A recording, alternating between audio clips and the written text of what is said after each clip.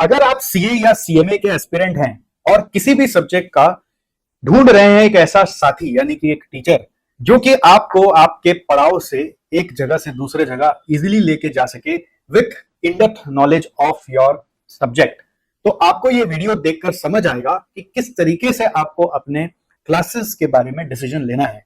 यानी कि YouTube में कई बार बहुत सारे बड़े बड़े वीडियोस डेमो के लिए आ जाते हैं, बट आप उसको पूरा देख ही नहीं पाते और अल्टीमेटली किसी के भी जस्ट बहकावे में आकर या किसी के बस बताए हुए के हिसाब से आप कोई टीचर की क्लास ले लेते हो। इसलिए हम चाहते हैं कि आप हमारे वीडियोस को इवेल्युएट करें 3 डिफरेंट एंगल से, एक एक्सप्लेनेशन और प्रेजेंटेशन के एंगल से, यानी कि ये डीप में कैसे ले जाया जा रहा है एक एक कॉन्सेप्ट में उसको देखें, और किस तरीके से आपको स्क्रीन में प्रेजेंट करके समझाया जा रहा है वो समझें। सेकेंडली आप ये भी देखें कि किस तरह का नोट्स आपको लिखवाया जा रहा है या आपको पढ़ने के लिए दिया जा रहा है, और थर्डली आप ये भी देखें कि आपके साथ जो टीचर बात कर रहे हैं उनके साथ आपका कनेक्शन, बॉन्डिंग और वाइब्स मैच हो रहा है कि नहीं हो रहा है।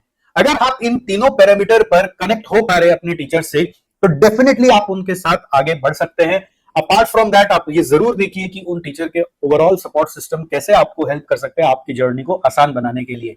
तो आइए चलिए अब शुरू करवाते हैं आपके लिए एक पर्टिकुलर टॉपिक का डेमो, जिसको आप पूरा एंड तक देखेंगे और हमें कमेंट में जरूर बताइएगा कि आपको उससे क्या सीखने को मिला, क्या जानने को मिला। अगर कुछ कमी भी लगी तो भी आप कमेंट में बताइएगा, जिससे कि हम और बेहतर कर सके और स्टूडेंट्स को ज्यादा से ज्यादा हेल्प कर सके। So let's begin.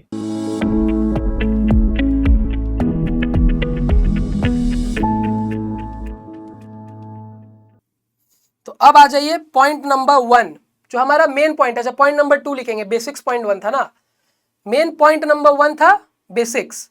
अब मेन पॉइंट नंबर 2 लिखिए फ्लेक्सिबल बजट। बहुत इंपॉर्टेंट है ये फ्लेक्सिबल बजट, इसी से हर बार क्वेश्चन आता है। फ्लेक्सिबल बजट इंपॉर्टेंट है।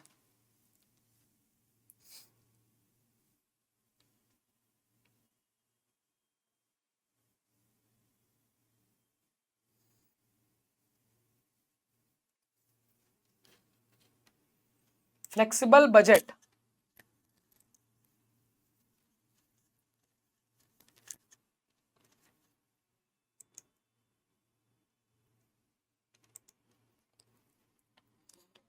तो फ्लेक्सिबल बजट बनाने का ना स्टेप्स है अपना। स्टेप्स लिखिए, steps of flexible budget, steps in flexible budget, steps in flexible budget. एकदम इजी है। स्टेप्स इन फ्लेक्सिबल बजट, क्या क्या फ्लेक्सिबल बजट में स्टेप्स है। स्टेप्स इन फ्लेक्सिबल बजट, सबसे पहला step identify the costs. Cost को आइडेंटिफाई करना, कॉस्ट्स को आइडेंटिफाई करना, कॉस्ट्स को आइडेंटिफाई करना। तो भैया ये कॉस्ट को हम कैसे आइडेंटिफाई करेंगे? देखिए जनरली ना पूरे कॉस्टिंग में बहुत सारे क्लासिफिकेशन है कॉस्ट के, लेकिन जब फ्लेक्सिबल बजट हम सॉल्व करते हैं ना, तो हमें एक ही क्लासिफिकेशन को ध्यान रखना है, दैट इज, कोई ट्राई करना चाहेगा? किस हिसाब से हम कॉस्ट को क्लासिफाई करते हैं फ्लेक्सिबल बजट में? बताइए, आइडिया है कैसे क्लासिफाई करते हैं? Anyone who would like to try? Very simple.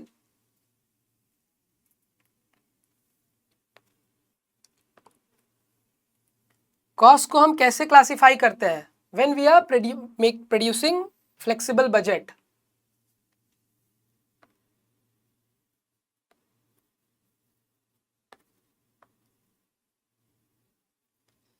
एक होता है हमारा फिक्स्ड कॉस्ट, एक होता है हमारा वेरिएबल कॉस्ट, एक होता है हमारा semi variable cost.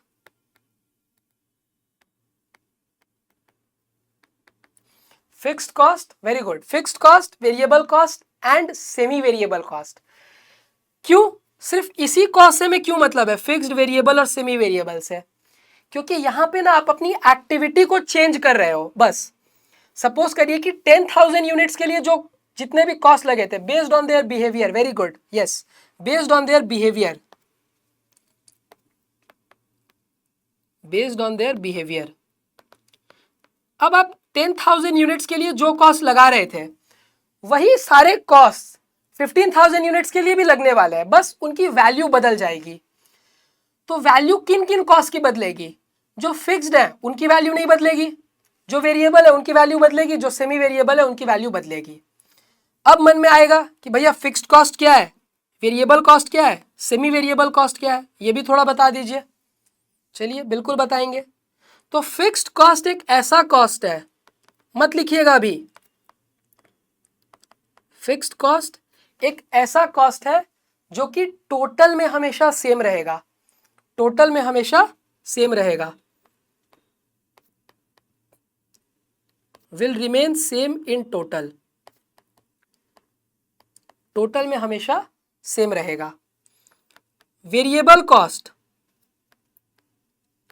Variable cost एक ऐसा कॉस्ट है जो कि पर यूनिट हमेशा सेम रहेगा, पर यूनिट हमेशा सेम रहेगा, विल रिमेन सेम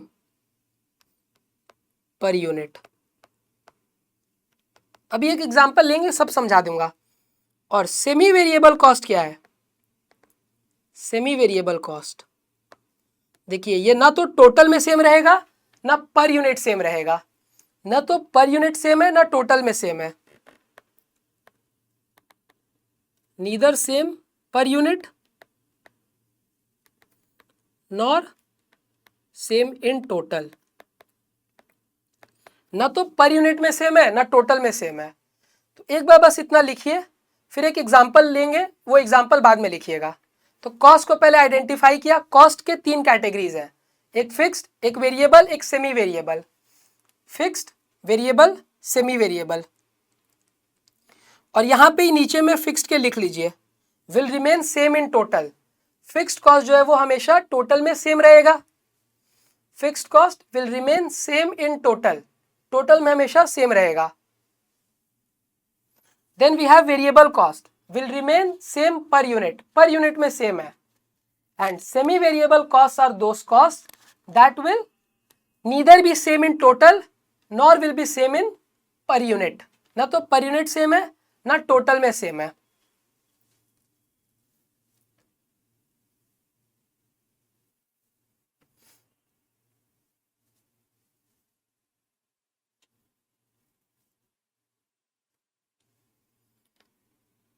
अब एग्जाम्पल लेते हैं, आइए। जिस स्टूडियो में मैं ये रिकॉर्डिंग कर रहा हूं, सपोज करिए ना कि इस स्टूडियो का जो रेंट है दैट इज 50,000। अब एग्जाम्पल लिखिए मत, रेंट ऑफ स्टूडियो है 50,000। तो ये जो 50,000 रुपीज का रेंट लगता है, अब मैं अगर 10 बच्चों को पढ़ाऊंगा तो भी ये रेंट उतना ही लगेगा, 1,000 बच्चों को पढ़ाऊंगा तो भी ये रेंट उतना ही लगेगा, 50,000 बच्चों को पढ़ाऊंगा तो भी ये रेंट उतना ही लगेगा। क्या रेंट बदल जाएगा? नहीं। क्यों? क्योंकि रेंट तो स्टूडियो का है, स्टूडियो का रेंट है। अब इसमें मैं कितने बच्चे पढ़ा रहा हूं वो मेरे इच्छा पर है। मैं यहाँ पे जब रिकॉर्डिंग करने आ रहा हूँ कितने बच्चे पढ़ा रहा हूँ दैट इज मेरा इच्छा है, तो उसमें स्टूडेंट से कोई लेना देना नहीं है। तो अगर एक स्टूडेंट पढ़ाऊंगा तो भी 50,000 लगेगा, 10 पढ़ाऊंगा तो भी 50,000 लगेगा, 100 पढ़ाऊंगा, 1,000 पढ़ाऊंगा, 5,000 पढ़ाऊं या 10,000 पढ़ाऊं, सबके केस में क्या है, ये 50,000 ही लगने वाला है। तो देख रहे हैं ये फिक्स्ड है, टोटल में फिक्स्ड है। अब अगर आप पर यूनिट निकालेंगे तो बदल जाएगा। अगर पर यूनिट निकालेंगे तो एक स्टूडेंट पढ़ा रहा हूं 50,000 की कॉस्ट है तो पर स्टूडेंट 50,000 होगा, 10 स्टूडेंट को पढ़ा रहा हूं तो 5,000 हो जाएगा, ये 100 स्टूडेंट को पढ़ा रहा हूं तो और कम हो जाएगा, 500 हो जाएगा। तो जितने नंबर ऑफ स्टूडेंट्स बढ़ेंगे उसके हिसाब से फिक्स्ड कॉस्ट पर यूनिट कम होगा, लेकिन टोटल में कभी भी चेंज नहीं होगा, टोटल में सेम है, हर बार सेम है। तो ये हमारे लिए क्या है? Fixed cost. अब वहीं जो बुक्स की प्रिंटिंग है, जो बुक्स आपको मैं भेजूंगा, सपोज करिए कि जो एक सेट ऑफ बुक्स जो है जिसमें 4 बुक्स आपके पास जाते हैं, उस पूरे सेट की कॉस्ट 500 रुपीज है, पूरे सेट की कॉस्ट 500 रुपीज है। तो अब एक स्टूडेंट के पास अगर भेजूंगा, अगर मेरे पास एक स्टूडेंट है तो उसी को भेजूंगा बुक, तो 500 की कॉस्ट आएगी। 10 स्टूडेंट होंगे तो कॉस्ट क्या हो जाएगी? 5,000। 100 स्टूडेंट्स हो गए तो 50,000। तो ऐसे ही ये बढ़ता चला जाएगा। है या नहीं? तो पर यूनिट क्या आएगा? अगर आप पर यूनिट निकालें तो 500, यहां पे एक सेकेंड, 50,000 बाई 10, यहां पे भी 500, 50,000 बाई 100, 500।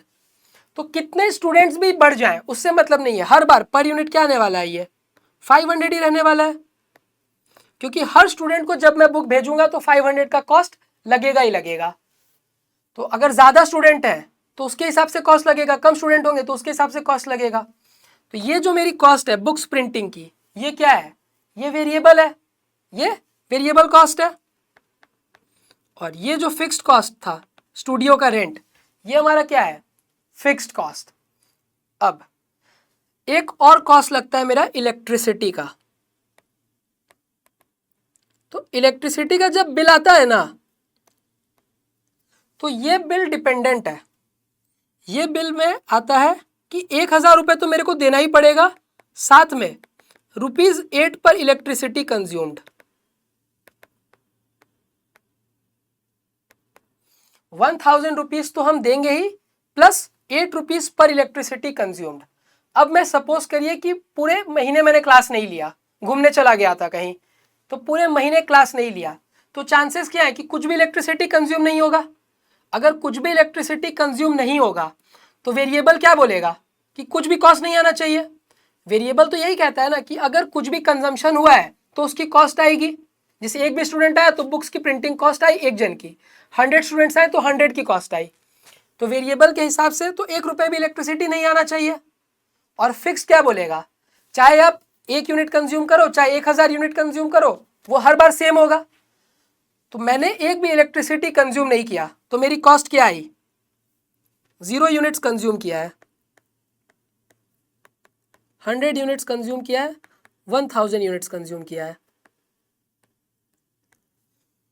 एक भी यूनिट इलेक्ट्रिसिटी कंज्यूम नहीं करूंगा तो 1,000 रुपये तो देना पड़ेगा जो फिक्स्ड है। अगर 100 यूनिट्स कंज्यूम करूंगा तो 1,000 दूंगा, साथ में हर एक यूनिट का 8 रुपये अलग से लगेगा, तो 800 और लग गया, 1800। अब जब 1,000 यूनिट्स इलेक्ट्रिसिटी कंज्यूम हुआ तो 1,000 लगा, साथ में 8 इंटू 1,000 और लग गया, हर एक यूनिट का ₹8 तो एक्स्ट्रा लगता ही है, तो यहाँ 9,000 रुपीज की कॉस्ट आ गई। तो देखिए ये ना तो पर यूनिट सेम है, पर यूनिट भी तो सेम नहीं है। अगर आप पर यूनिट निकाले तो पर यूनिट क्या आएगा? 0 यूनिट्स पे 1,000 है, दैट मीन्स यहाँ पे तो पर यूनिट निकल ही नहीं सकता क्योंकि यूनिट्स नहीं है। 100 यूनिट्स पे 1800 है, तो हर एक यूनिट का 18 रुपीज आया, और 1000 यूनिट्स पे 9,000 है, मतलब 9 रुपीज आया। तो ये कॉस्ट ना तो पर यूनिट सेम है और ना टोटल में सेम है। देखिए टोटल में पहले 1,000 है, फिर 1800 है, फिर 9,000 है, एंड पर यूनिट 0, 18 और 9 है। तो ना पर यूनिट में सेम ना टोटल में सेम। तो ऐसे कॉस्ट को हम कहते हैं सेमी वेरिएबल कॉस्ट। क्यों? क्योंकि इनमें कुछ पोर्शन फिक्स्ड है, कुछ पोर्शन वेरिएबल है। तो भैया ऐसा भेदभाव क्यों किया गया कि सेमी वेरिएबल नाम रखा गया, सेमी फिक्स्ड क्यों नहीं रखा गया? फिक्स्ड को तो बुरा लगेगा, तो आप बोल सकते हैं, आप सेमी फिक्स्ड कॉस्ट भी बोल सकते हैं, एक ही बात है। या सेमी वेरिएबल कॉस्ट बोलिए या सेमी फिक्स्ड कॉस्ट बोलिए, एक ही चीज है। चलिए अब ये लिख लीजिए, अगर ये एग्जाम्पल लिख रहा है तो ये एग्जाम्पल भी लिख सकते हैं अपने अंडरस्टैंडिंग के लिए। अगर लगता है कि नहीं अंडरस्टैंडिंग की जरूरत नहीं है, मेरे को क्लियर है ये कंसेप्ट, तो मत लिखिए, कोई प्रॉब्लम नहीं है, क्लियर होगा ही। जो लोग कॉस्टिंग पढ़ चुके हैं उनको क्लियर होगा।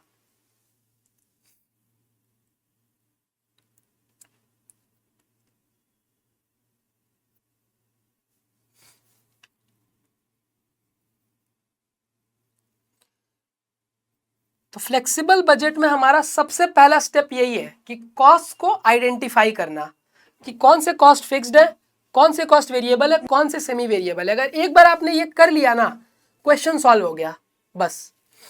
फिर लिखिए step number 2। Step number 2,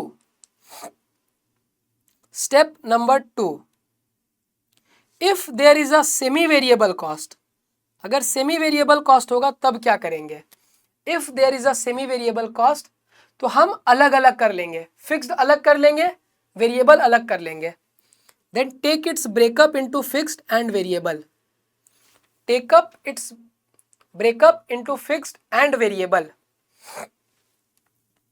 If there is a semi variable cost, take its breakup into fixed and variable. Fixed and variable में ब्रेकअप कर लेंगे। लिख लेंगे तो एक बार प्लीज थम्स अप कर दीजिएगा।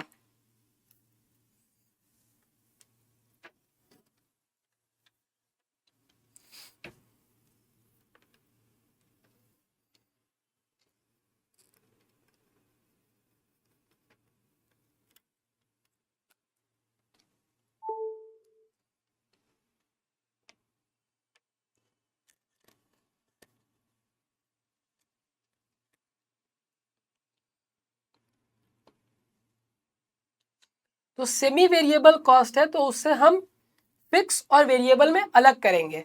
कैसे अलग करेंगे? बहुत सिंपल है। देखिए, वेरिएबल कॉस्ट पर यूनिट निकालने का तरीका होगा, वेरिएबल कॉस्ट पर यूनिट निकालने का तरीका है change in total cost divided by change in units. लिख लीजिए, वेरिएबल कॉस्ट हम कैसे निकालेंगे? Change in total cost divided by change in units. Semi variable cost आपको, पहली बात तो आपको बहुत सारे एक्टिविटी लेवल दिए होंगे, तभी तो आपको पता चलेगा ना। अलग अलग एक्टिविटी लेवल्स आपको गिवन होंगे, तभी तो आप आइडेंटिफाई कर पाओगे कि कौन सा कॉस्ट फिक्स्ड है, कौन सा वेरिएबल है, कौन सा सेमी वेरिएबल है।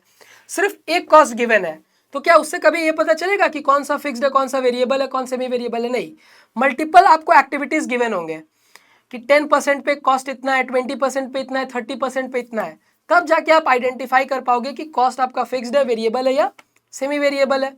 तो किसी भी दो एक्टिविटी लेवल को आप पकड़िए, आपके मन से किसी भी दो एक्टिविटी लेवल को पकड़िए और देखिए कि उन दोनों एक्टिविटी लेवल में टोटल कॉस्ट में कितने का चेंज है, टोटल कॉस्ट में कितने का चेंज है, और डिवाइड कर दीजिए चेंज इन यूनिट से, तो आपको मिलेगा variable cost per unit, variable cost per unit. और एक बार अगर वेरिएबल कॉस्ट मिल गया तो फिक्स्ड कॉस्ट निकालना तो और इजी है। कैसे? टोटल कॉस्ट में से टोटल वेरिएबल कॉस्ट माइनस कर दीजिए तो टोटल फिक्स्ड कॉस्ट मिल जाएगा। टोटल कॉस्ट में से टोटल वेरिएबल कॉस्ट माइनस कर दीजिए तो टोटल फिक्स्ड कॉस्ट मिल जाएगा। इसका एक एग्जांपल अभी हम करेंगे, इसलिए अभी फॉर्मूला लिख लीजिए। और ये फॉर्मूला कैसे आया ना, ये भी आप लोगों को समझा दूंगा कि ये जो फॉर्मूला आया है change in total cost by change in units कैसे आया। अभी बस एक एग्जांपल लिखिए, सॉल्व मत करिएगा, मैं सॉल्व करूंगा, समझाऊंगा, फिर आपको सॉल्व करना है।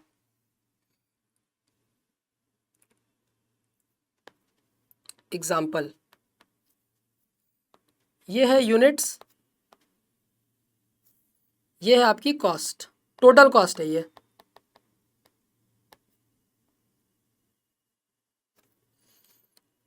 सपोज करिए 700 यूनिट सेल किए हैं तो कॉस्ट है आपकी 11,900 की, और सेकंड केस में आपने 1100 यूनिट सेल किए हैं,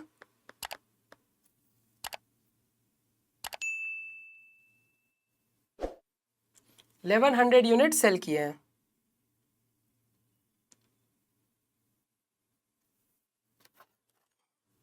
एक सेकंड रुक जाइए, ये 11,900 नहीं लिखिए, ये आप लिखिए 9,800, और 1100 में लिखिए 11,400, 11,400 ये कॉस्ट है।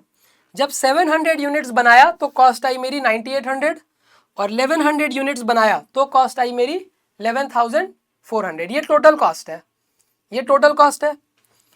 तो अब इसका नेचर क्या है, पहले तो ये बताइए नेचर क्या है। पर यूनिट एक बार निकालिए तो पर यूनिट क्या आ रहा है 9,800 अपॉन 7, यह आ रहा है 1,400, 14, 9,800 अपॉन 700 14, और सेकेंड केस में 11,400 डिवाइडेड बाई 1100 10.36, 10.36। तो पर यूनिट तो सेम नहीं है, अगर पर यूनिट सेम नहीं है मतलब वेरिएबल नहीं है, और टोटल में भी सेम नहीं है। टोटल में एक बार 9,800 है, एक बार 11,400 है, तो टोटल में भी सेम नहीं है। अगर टोटल में भी सेम नहीं है दैट मीन्स ये क्या है हमारा सेमी वेरिएबल कॉस्ट। टोटल में सेम रहता तो फिक्स्ड रहता, पर यूनिट सेम रहता तो वेरिएबल रहता, तो ना तो पर यूनिट सेम है ना टोटल में सेम है, दैट मीन सेमी वेरिएबल है। तो therefore it is semi variable cost. Semi variable cost, semi variable है, इसका मतलब इसमें कुछ ना कुछ फिक्स्ड पार्ट भी है, कुछ ना कुछ वेरिएबल पार्ट भी है, कुछ ना कुछ फिक्स्ड पार्ट भी है, कुछ ना कुछ वेरिएबल पार्ट भी है।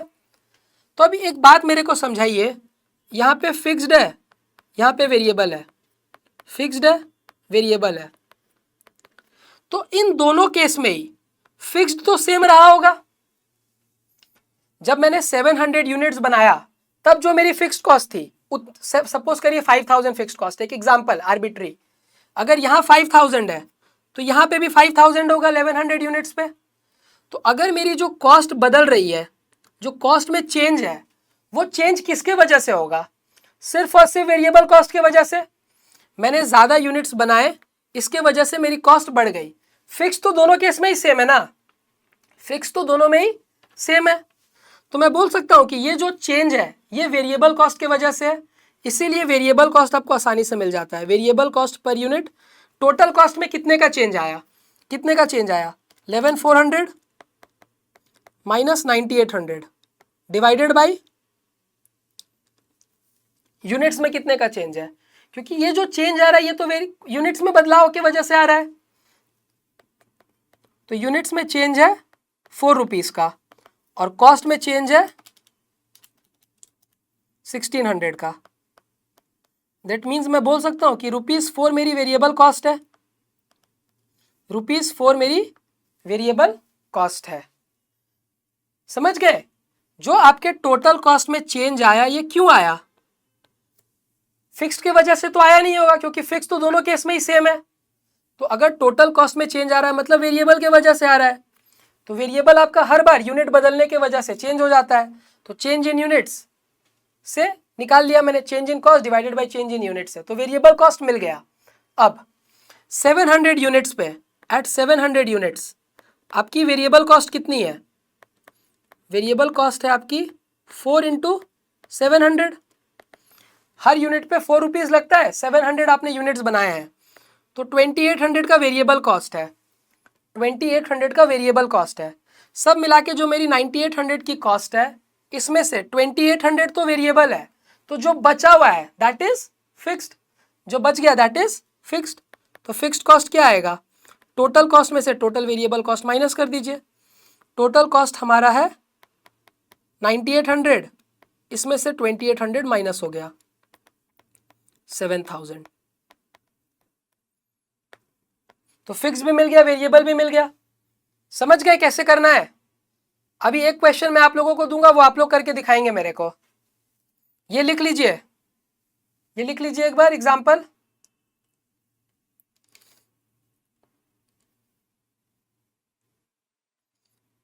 मैं एक बार फुल स्क्रीन कर रहा हूं, एक एग्जांपल लिख रहा हूं।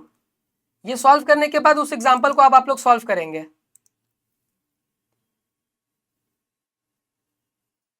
एग्जांपल लिख रहा हूं मैं।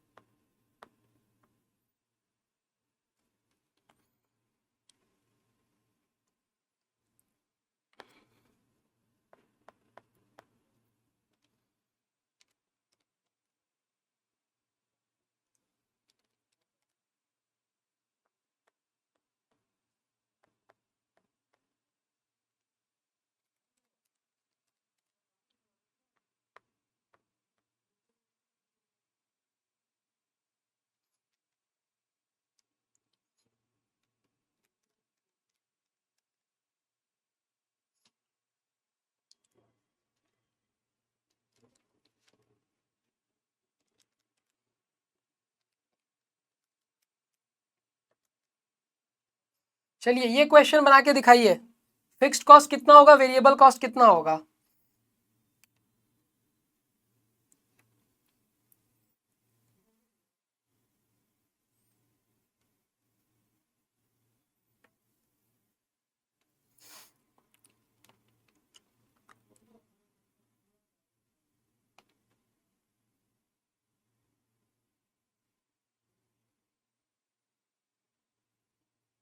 Very good, very very good, very good, correct.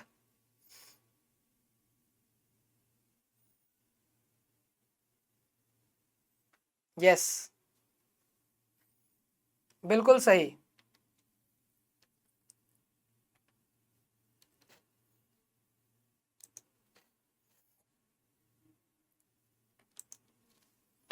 तो एकदम सिंपल है, वेरिएबल कॉस्ट पर यूनिट अपने को कैसे मिलने वाला है, एक second, variable cost per unit, change in total cost divided by change in units. तो टोटल कॉस्ट में कितने का चेंज है, 800 का, डिवाइडेड बाय यूनिट्स में कितने का चेंज है, 400, ₹2 पर यूनिट। तो आप किसी भी एक एक्टिविटी लेवल पे आप अपना टोटल वेरिएबल कॉस्ट निकाल लीजिए। टोटल कॉस्ट में से जब आप टोटल वेरिएबल कॉस्ट को माइनस करेंगे तो आपको टोटल फिक्स्ड कॉस्ट मिल जाएगा। तो total variable cost at 1100 units, ये आएगा 1100 इंटू 2, 2200, 2200। टोटल कॉस्ट मेरी 1100 यूनिट्स पे 7000 है, जिसमें से वेरिएबल 2200 है, तो जो बच गया वो फिक्स्ड है। Therefore, fixed cost is equal to 7000 minus 2200, 4800 हो गया ये।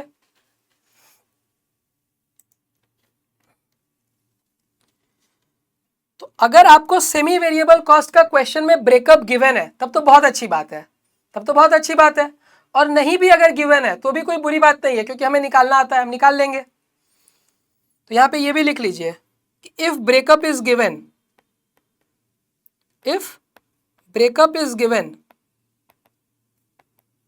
then take it, otherwise find it। अगर दिया हुआ है तब तो अच्छी बात है, वही ले लीजिए, और नहीं दिया हुआ है तो ढूंढ लीजिए, यही तो ऑप्शन है। if breakup is given then take it, otherwise find it।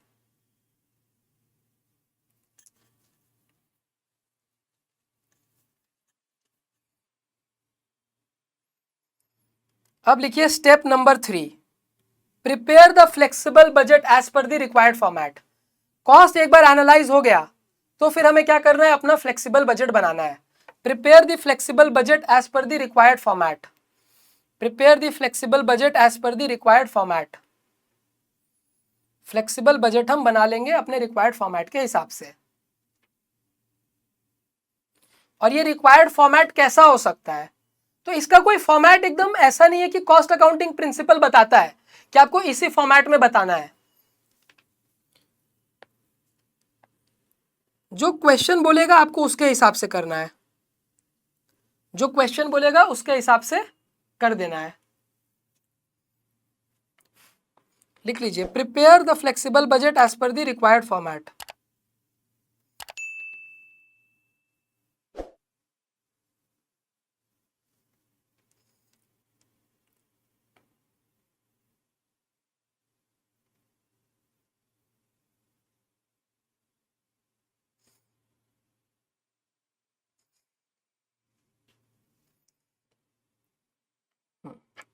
अब रिक्वायर्ड फॉर्मेट क्या है हमारा, अगर हमें कॉस्ट शीट फॉर्मेट में बोला है, एक हो सकता है हमें कॉस्ट शीट फॉर्मेट में बोल दे, लिख लीजिए heading required format, required format.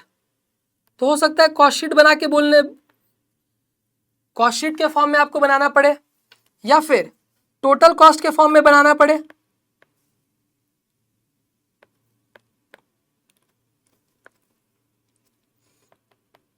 Total cost के फॉर्मेट में बनाना पड़े, या फिर मार्जिनल कॉस्टिंग के हिसाब से बनाना पड़े, मार्जिनल कॉस्टिंग के फॉर्मेट से बनाना पड़े। या तो कॉस्ट शीट या टोटल कॉस्ट या मार्जिनल कॉस्टिंग के फॉर्मेट के हिसाब से। तो कॉस्ट शीट में हम क्या करते हैं, कॉस्ट शीट में हम क्या करते हैं, पहले हम लेते हैं डायरेक्ट लेबर, डायरेक्ट मटेरियल, फिर हम लेते हैं अपने ओवरहेड्स, वेरिएबल फिक्स्ड, दोनों को ले लिए, टोटल कॉस्ट मिल गया, फिर टोटल कॉस्ट में प्रॉफिट ऐड करेंगे, सेल्स मिल जाएगा। तो एक फॉर्मेट तो हमारा ये है कॉस्ट शीट का, जो फॉर्मेट एकदम easy, material labour overheads add करिए, ओवरहेड्स वेरिएबल फिक्स दोनों, आपको टोटल कॉस्ट मिलेगा, फिर उसमें प्रॉफिट ऐड करिए, सेल्स मिल जाएगा। एक ये फॉर्मेट है। दूसरा फॉर्मेट, पहले सारे मींस कॉस्ट के हिसाब से, तो पहले सारे वेरिएबल कॉस्ट ले लीजिए, जितने भी वेरिएबल कॉस्ट हैं उन सबको ले लीजिए। फिर जितने भी फिक्स्ड कॉस्ट हैं उनको ले लीजिए।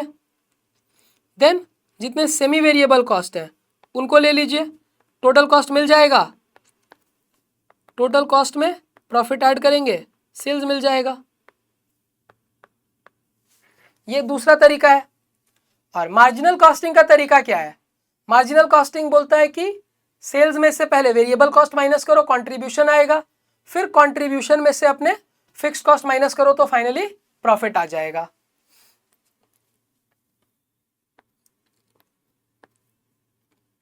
पहले यहां पे सेल्स लेंगे,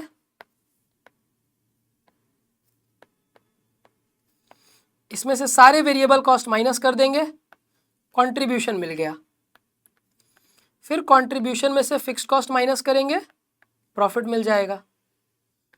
तो जैसा स्टेटमेंट बनाने बोलेगा वैसे यूज करेंगे। और एग्जाम में ना आपको कोई फॉर्मेट बताएगा नहीं, आपको समझना पड़ेगा क्वेश्चन में जो फॉर्मेट गिवन है उससे। क्वेश्चन में तो आपको अलग अलग एक्टिविटी लेवल का डेटा गिवन होगा, तभी तो फ्लेक्सिबल बजट आप बना पाएंगे। तो आप देखिए ना क्वेश्चन में कौन सी फॉर्मेट फॉलो की गई है, क्वेश्चन में जो फॉर्मेट फॉलो करेंगे उसके अकॉर्डिंग हम अपना फॉर्मेट रेडी कर लेंगे। क्लियर है एकदम?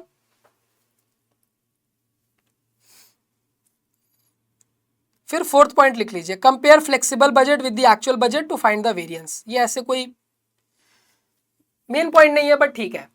फ्लेक्सिबल बजट हम क्यों बना रहे हैं? अपने एक्चुअल बजट के हिसाब से कंपेयर करने के लिए। तो मैंने अपना एक बजट बनाया था कि मैं 10,000 यूनिट सेल करूंगा। अब एक्चुअली में क्या हुआ है कि मैंने 8,000 यूनिट्स ही सेल किया है या 8,000 यूनिट्स ही बनाया है। हाँ,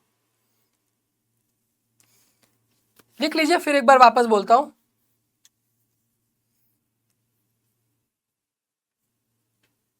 ये हमारा third step, prepare the flexible budget as per the required format.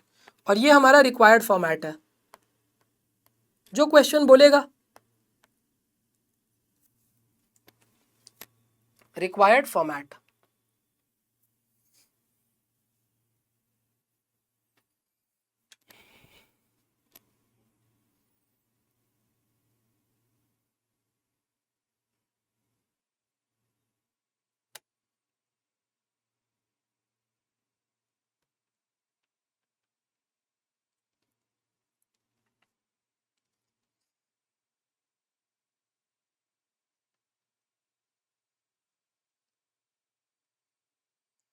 अब लिख लीजिए step 4, compare the flexible budget with the actual budget to find the variance. मैं वही बता रहा था कि सपोज करिए ना कि आपने अपना बजट बना रखा है 10,000 यूनिट्स के हिसाब से कि आप 10,000 यूनिट्स प्रोड्यूस करोगे। अब किसी भी अनसर्टेनिटी के वजह से हो सकता है ना कि आपने 8,000 यूनिट्स ही प्रोड्यूस किए, तो अब 10,000 यूनिट्स का जो बजट है क्या उसे 8,000 यूनिट्स के साथ कंपेयर करना सही है? नहीं। अगर मैंने एक्चुअली में 10,000 यूनिट्स का बजट बनाया था और एक्चुअल यूनिट्स 8,000 है, बजट 10,000 का था, यूनिट्स एक्चुअली में 8,000 बने हैं, तो दोनों को आप कंपेयर नहीं कर सकते हैं। कंपैरिजन तो हमेशा जब भी होगी सेम डेटा की हो सकती है ना। बजट में भी 8,000 यूनिट्स लीजिए, एक्चुअल में भी 8,000 यूनिट्स लीजिए, फिर दोनों को कंपेयर कीजिए, तब वो कंपैरिजन सही है। तो यहाँ पे भी हम वही करते हैं कि हमने एक बार अपना फ्लेक्सिबल, हाँ, standard for actual, very good, कि जो भी एक्चुअल में काम हुआ है उसके हिसाब से आप अपना स्टैंडर्ड को टेलर कर लीजिए। जो मैंने फिक्स किया था, स्टैंडर्ड बनाया था, उसको पहले एक्चुअल के हिसाब से टेलर कर लेता हूं। मैंने बजट 10,000 यूनिट्स का बना रखा है, तो उसको पहले तो आप 8,000 यूनिट्स के हिसाब से थोड़ा टेलर करिए ना। 8,000 यूनिट्स के हिसाब से अब आपका बजट आ गया है, अब उसे आप अपने एक्चुअल बजट के साथ अब कंपेयर करिए, तब जाके आपको एक्चुअल में पता चलेगा कि क्या क्या वेरिएंस है। Are you just taking classes and still failing? Upgrade to the Super Success Batch for live classes, tracking and revision. This is your sure path to pass.